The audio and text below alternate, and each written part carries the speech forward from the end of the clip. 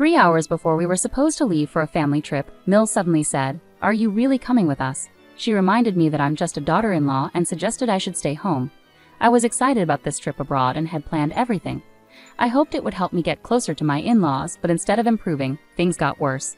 They didn't want me to go, and Mills seemed pleased about it. Even my husband didn't say anything to support me. I felt hurt and fed up. If they treated me like this, I decided I didn't care anymore. They would regret leaving me behind, wouldn't they? So I did something unexpected. As I watched them leave, let me introduce myself. I'm Mess, 28 years old, currently studying design at an ad agency. I married Rick almost a year ago. We met 3 years ago while working on an ad project. Our initial conversations were about work, but we soon discovered we both loved to travel. Rick prefers traveling within the country, while I enjoy international adventures. We bonded over our dream trips and shared photos of places we wanted to visit. Our connection deepened over time, and Rick proposed to me after 2 years of dating. Although we haven't had our honeymoon yet, Rick often says, "I want our first overseas trip to be our honeymoon." "Have you ever been abroad?" I asked him once. "No, I'd always worry about not being able to communicate well," he replied. "Don't worry. With smartphones and basic English, we'll manage," I reassured him. "Really? I'm not completely fluent in English either, but I still really want to travel abroad. Seeing the landscapes I've only seen on TV or in books up close is incredibly powerful," I said to my husband. "Yeah, you're right," he replied happily. "Japan has so many charming places and must-see attractions, but I'm drawn to traveling overseas. Every time I travel abroad, I'm amazed by the scale of everything. Experiencing those magnificent views up close, which you can't fully grasp just by staying in Japan, is the real thrill of international travel. Until now, I mostly traveled with friends or by myself. Now I can go on overseas trips with my beloved husband, and it's so joyful to share those experiences together." However, I didn't realize there was a side to my kind husband that I hadn't seen before. I noticed it about 2 months after we got married. As part of our marriage, we decided to rent an apartment halfway between our workplaces. Even though his company wasn't doing well and his salary wasn't high, he still had some income. Yet just 2 months into our marriage, he surprised me with a request. "Hey Sally, it's about the rent. Could you cover mine for a while?" "Huh? Why?" I mentioned my salary was cut. I tried asking my parents for money, but they said to ask my wife after marriage. "I hate to pry, but is your pay that low?" I asked, surprised. My husband nodded quietly. He had always been smiling, but seeing him like this, I couldn't bring myself to ask more questions.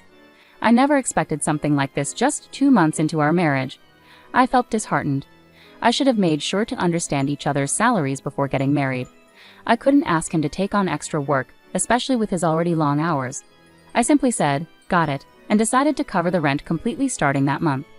But that wasn't the only issue. The frequent visits from my in-laws to our new home became a major problem. My husband's family includes his father, mother, and sister Amy.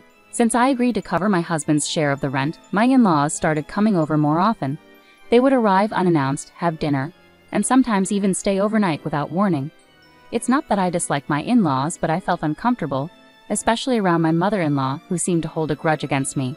Whenever she visited, she would make snide remarks. "Hey Sally, just because you're busy doesn't mean you can neglect your chores, right?" "Huh? I'm doing the best I can with the chores," I replied. I heard from Rick that sometimes you come home later than him. As a wife, prioritizing work over household chores is unacceptable, you know, my mother-in-law remarked. "That's only when there's a deadline. Usually I leave on time and take care of things at home," I defended myself. Always getting defensive. "I bet work is more important to you than Rick, huh?" "That's not true. That's why I've said so many times that marrying into this family wasn't a good idea, right Rick?" I turned to my husband, hoping for support. But he just chuckled uncomfortably and said, "Don't fight, okay?" It frustrated me most that my mother-in-law seemed to annoy me, but I was also angry at my husband for not standing up for me. Even when my father-in-law and sister-in-law made snide remarks, he just smiled and watched. He always went with the flow, which hurt me more than dealing with their comments.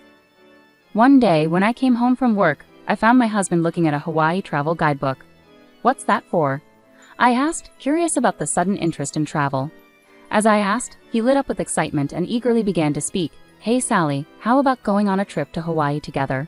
You've been there before, right?" "Hawaii? I've been there like 3 times. "Yeah, I've been there, and my family also wants to go." "So your mom is coming too?" "Yeah, since we're already planning to go as a family, it'll be a family trip." To be honest, I felt nothing but anxiety about my husband's proposal. I really wanted to go on a trip abroad just with my husband, but with my in-laws involved, there were too many complications. Plus, I couldn't imagine my mother-in-law wanting to go on a trip with me, given how she felt about me. I tried to hint at my concerns indirectly, saying, I'd like to go to Hawaii, but I'm worried that your family won't enjoy themselves if I come along. That's not true. Besides, this trip was suggested by Mom, my husband replied. Hello. I called out as someone knocked on the door. We'll be right out. I raised my voice a bit and hurried to the front door. When I opened it, there stood my mother-in-law. Hello, Sally. Are you going out today? She asked. Huh? We're actually heading out on a trip right now. I'm really excited for Hawaii. It's been a while, I replied. What are you talking about? We're the ones going on the trip, she said, looking confused. Huh. I was momentarily taken aback by her statement. Just then, my husband rushed over from inside the house, saying, sorry, and apologized for being late. Seeing him, my mother-in-law smiled broadly and said, Rick, you're so late. I've been waiting outside. Sorry, Mom. My hair wasn't cooperating, he explained. You could have fixed that later. Come on, let's go already. Dad and Amy are waiting. Go on, hurry, she urged. Mom, that bag looks heavy. Let me carry it for you, my husband offered. Thank you. You're always so kind, Rick, she praised him. My husband blushed happily at her words. I felt a bit uneasy for a moment, but since it was the beginning of the trip, I didn't want to start off feeling irritated.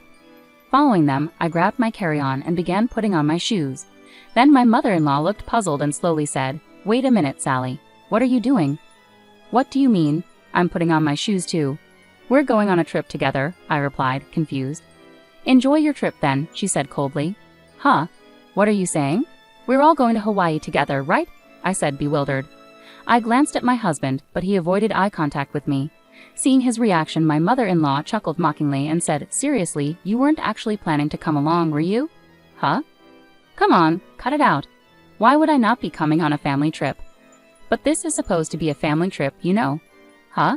You're just a daughter-in-law, so obviously you're staying home and holding down the fort. 3 hours before we were supposed to leave, just as I was about to walk out the door, my mother-in-law's unexpected remark hit me like a ton of bricks. It sent a wave of anguish through my chest, making me feel dizzy and unsteady. Rick, what does she mean?